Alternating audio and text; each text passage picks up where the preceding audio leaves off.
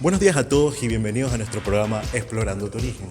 Hoy nos embarcaremos en un viaje muy emocionante para ver cómo se desarrolla uno de los sistemas más importantes de nuestro cuerpo, que es el sistema genital. Así es un proceso complejo y fascinante que define gran parte de lo que somos. ¿Alguna vez se han preguntado cómo es que un embrión se puede convertir en un niño o una niña? La clave está en la diferenciación sexual, un proceso que involucra muchos genes y que comienza mucho antes de que nos los imaginemos.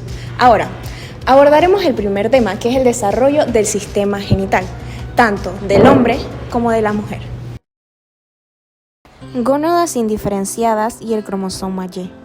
Verán, aunque el sexo de un embrión se define genéticamente en el momento de la fecundación, las gónadas, que son los órganos que se convertirán en testículos u ovarios, no muestran diferencias morfológicas hasta la 7ª semana de desarrollo. Al principio, aparecen como unos simples rebordes longitudinales que llamamos crestas genitales. Pero, ¿qué es lo que realmente marca la diferencia? La clave es el cromosoma Y. Este cromosoma contiene un gen muy especial llamado SRY.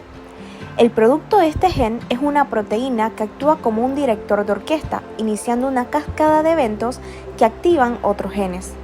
Si el gen SRY está presente y activo, se inicia el desarrollo masculino. Si está ausente, el desarrollo será femenino. Las células germinales, que son las que darán origen a los espermatozoides u óvulos, no aparecen en las crestas genitales hasta la 6ª semana. Estas células viajan desde una parte muy temprana del embrión, el epiplasto, y migran hasta alcanzar las gónadas primitivas.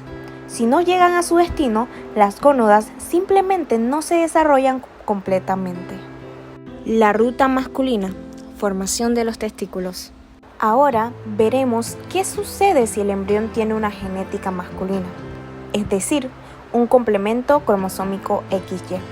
Bajo la influencia del gen SRY, estos cordones sexuales primitivos que mencionamos antes empiezan a proliferar y a penetrar profundamente en la médula de la gónada. Así es como se forman los cordones testiculares. Cerca del hilio de la glándula, estos cordones se desintegran para formar una red diminuta de tiras celulares que más tarde darán origen a los túbulos de la red testis. A medida que el desarrollo avanza, una capa densa de tejido conectivo fibroso llamada túnica albuginea se forma y separa los cordones testiculares de la superficie. Para el 4º mes, los cordones testiculares adquieren una forma de herradura y se conectan con la red testis. Dentro de estos cordones encontramos dos tipos de células cruciales: las células germinales primitivas, que serán los futuros espermatozoides, y las células de Sertoli, que derivan del epiblasto superficial. Entre los cordones se ubican las células de Leydig, que provienen del mesénquima original. Y aquí viene un punto clave. A la 8ª semana de gestación, las células de Leydig ya comienzan a producir testosterona. Esta hormona es fundamental porque es la que va a influir en la diferenciación de los conductos genitales y los genitales externos masculinos. Los cordones testiculares se mantendrán sólidos hasta la pubertad, cuando se canalizarán para formar los túbulos seminíferos, donde se producirán los espermatozoides. La ruta femenina, formación de los ovarios.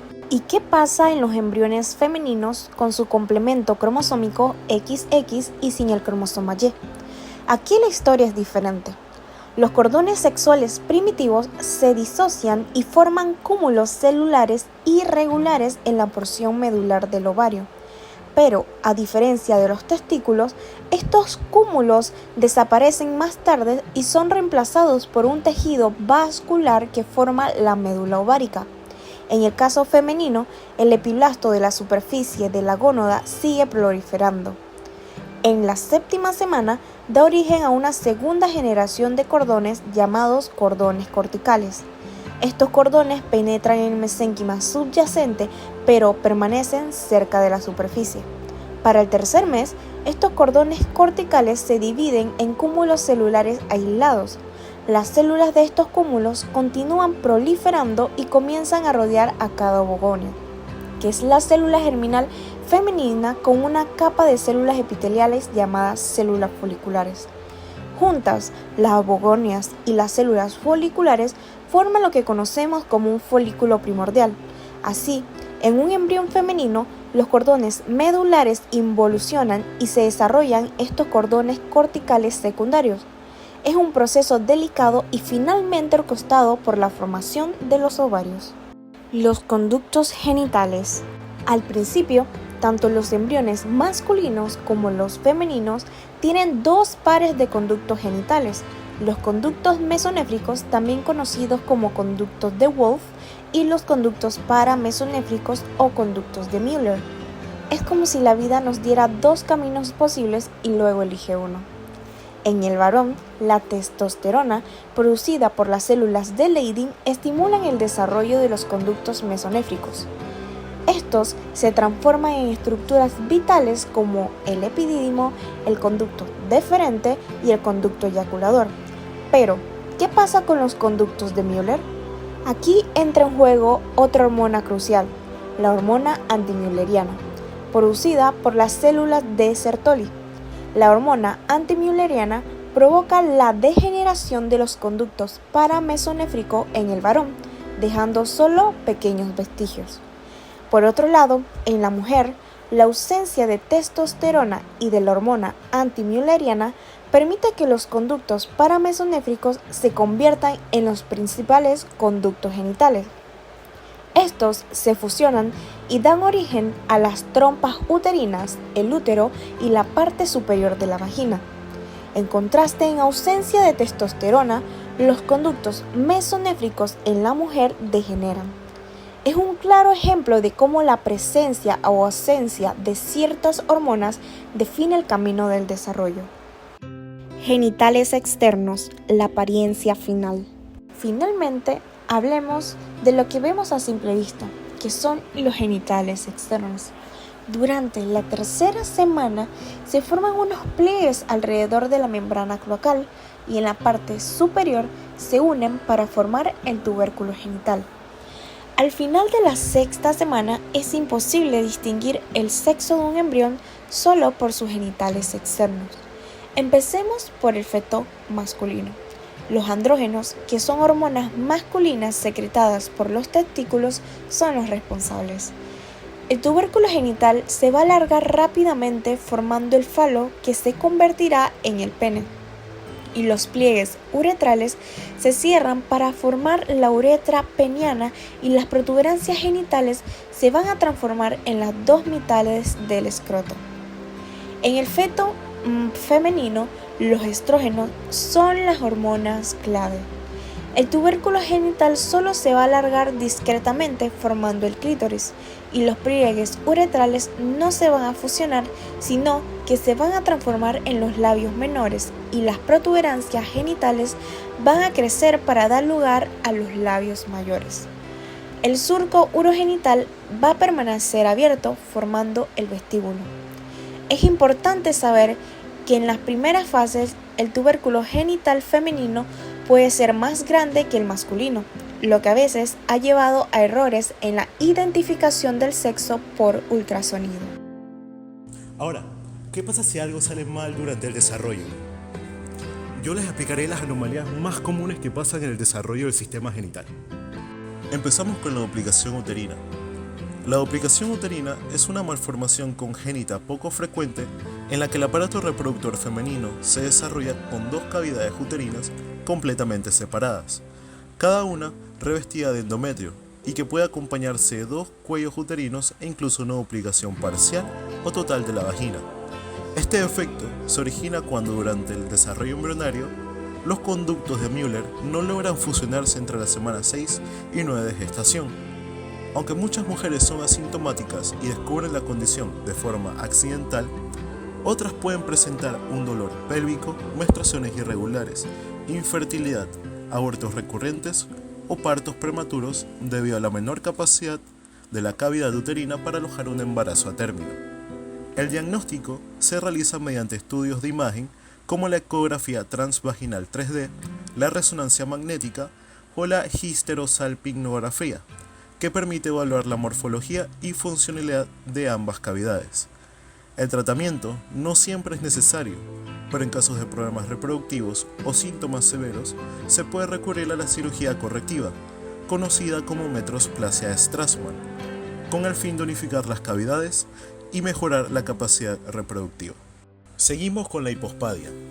La hipospadia es una malformación congénita del sistema genital masculino en la que la abertura de la uretra se localiza en la cara inferior del pene, en lugar de en la punta del glande.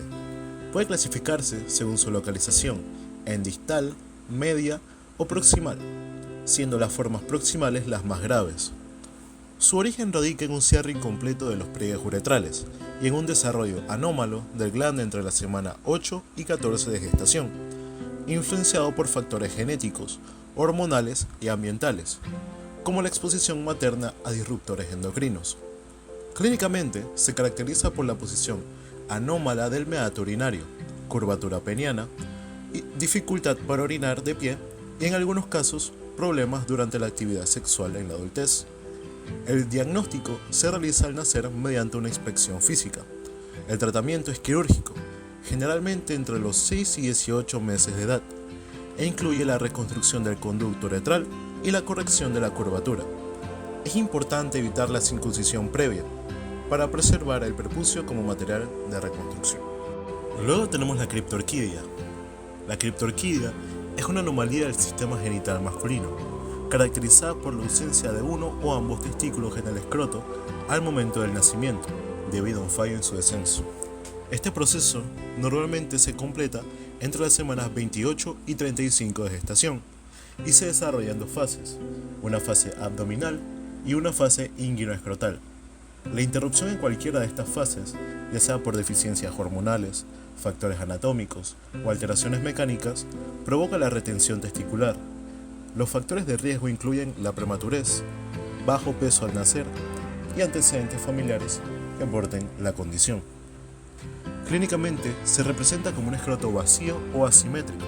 En ocasiones el testículo se palpa en el canal inguinal y en otras veces es intraabdominal e impalpable. El diagnóstico se basa en la exploración física y se complementa con ecografía o laparoscopía en casos no palpables. Si no desciende de forma espontánea en los primeros 6 meses de vida, se recomienda la cirugía denominada orquidopexia antes de los 18 meses para optimizar la fertilidad futura, reducir el riesgo de torsión testicular y disminuir significativamente la probabilidad de desarrollar cáncer testicular en la adultez. Ahora tenemos la agenesia vaginal. La agenesia vaginal es una malformación congénita poco frecuente del sistema genital femenino, caracterizada por la ausencia parcial o total de la vagina, y en algunos casos acompañada de ausencia de útero o anomalías uterinas. Se produce por una alteración en el desarrollo de los conductos de Müller durante las primeras semanas de embarazo, en especial entre las semanas 6 y 12 de gestación, impidiendo la formación del canal vaginal y en ciertos casos del útero. Generalmente, las niñas con esta condición tienen caracteres sexuales secundarios normales, ya que los ovarios están presentes y funcionales, pero presentan amenorrea primaria, que es la ausencia de menstruación, y dificultad o imposibilidad para mantener relaciones sexuales, debido a la ausencia o acortamiento del canal vaginal. El diagnóstico se realiza con examen físico y estudios de imagen como ecografía pélvica o resonancia magnética. El tratamiento puede incluir dilataciones progresivas para crear un canal funcional o cirugía reconstructiva, permitiendo una vida sexual normal. En casos con ausencia de útero, no es posible el embarazo, aunque sí la maternidad mediante técnicas como la gestación subrógrada. Torsión testicular. La torsión testicular es una urgencia urológica caracterizada por la rotación del cordón espermático, lo que interrumpe el flujo sanguíneo hacia el testículo y estructuras adyacentes. Aunque puede ocurrir en cualquier edad, es más frecuente en adolescentes y adultos jóvenes y puede presentarse de forma espontánea o tras un traumatismo leve. Su origen anatómico más común está en una anomalía congénita conocida como deformidad en campana invertida, donde el testículo no está bien fijado al escroto y queda libre para rotar sobre sí mismo. Clínicamente, la torsión testicular se manifiesta con dolor escrotal intenso y súbito, inflamación, enrojecimiento, náuseas y vómitos. A la exploración física, el testículo afectado suele estar elevado y con sensibilidad extrema. El reflejo cremastérico está ausente en el lado afectado. El diagnóstico es principalmente clínico, aunque la ecografía de Doppler puede confirmar la disminución o ausencia de flujo sanguíneo.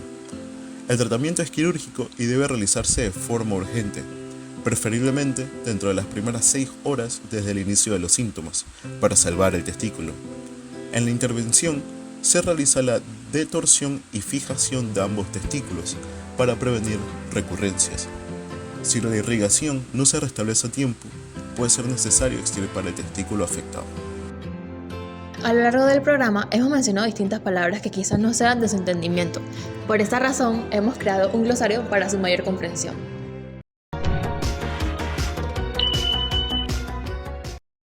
Cordones testiculares. Son las primeras estructuras que darán origen a los túbulos donde se formará el esperma. Rete testis. Es una pequeña red de conductos que conecta estos túbulos con la vía de salida de los espermatozoides. Cordones corticales. Son células presentes en el ovario en formación que se transformarán en folículos primordiales. Médula ovárica. Es la zona interna del ovario rica en vasos sanguíneos y nervios. Epidídimo. Es el almacén y centro de maduración de los espermatozoides. Hormona antimülleriana. Es la señal que en el varón provoca la desaparición de los conductos de Müller. Histerosalpingografía. Es una radiografía especial con contraste para ver el útero y las trompas de falopio. Disruptores endocrinos. Son químicos capaces de alterar el equilibrio hormonal. Y por último, orquidopexia, que es una cirugía que coloca en su sitio un testículo que no descendió al escroto. En resumen, todos estos términos nos revelan el fascinante proceso de formación de los órganos reproductivos desde antes de nacer. Tubérculo genital. Pequeña protuberancia embrionaria que dará origen al pene en el varón y al clítoris en la mujer. Túnica albuginea. Capa fibrosa y resistente que recubre el testículo y el ovario. Crestas genitales. Engrosamientos de mesénquima en el embrión donde se formarán las gónadas. Conductos mesonéfricos, también llamados de Wolf, en el varón darán origen a conductos como el epidídimo y el conducto deferente. Conductos paramesonéfricos, también llamados de Müller, en la mujer formarán las trompas de falopio, el útero y parte de la vagina. Ecografía transvaginal. Técnica de imagen en la que una sonda se introduce en la vagina para observar el útero, ovarios y otras estructuras pélvicas.